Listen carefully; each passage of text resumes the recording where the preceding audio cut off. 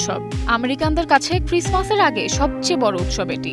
মৃত আত্মাদের স্মরণে পালিত হয় হ্যালোউইন। দিনটি অল সেন্টস ডে নামেও পরিচিত।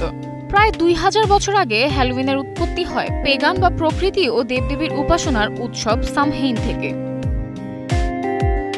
যদিও পরে আমেরিকান সিনেমা আর সোপ অপেরার হাত ধরে বিশ্বের নানা প্রান্তে পরিচিতি পায় এই হ্যালোউইন উৎসব। প্রতি বছরের 31 অক্টোবর এই দিনে নানা রকম ভৌতিক সাজে সেজে ওঠে মানুষ।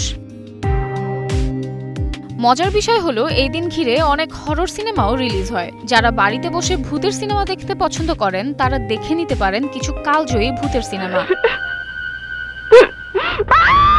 প্রথমে দেখতে পারেন হ্যালোউইন নামের সিনেমাটি। 1978 সালের এই ছবির গল্পটি একজন মানসিক বিকারগ্রস্ত খুনি ঘিরে। ছোটবেলায় নিজের বোনকে খুন করে পালিয়ে যায় সে।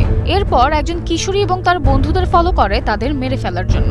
পরেরটা অনেকেরই দেখা, দ্য কনজিউরিং। উপভোগ করতে পারেন এর সবগুলি পার্ট। বাস্তব ঘটনার ওপর ভিত্তি করে তৈরি এই সিনেমা। ভূত, রহস্য আর তদন্তের এমন মিশেল খুব কম সিনেমাতেই পাওয়া যায়।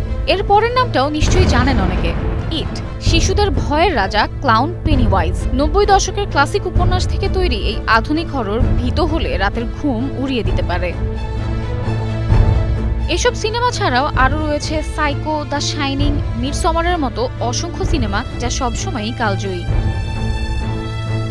Samiha Majumdar, star news.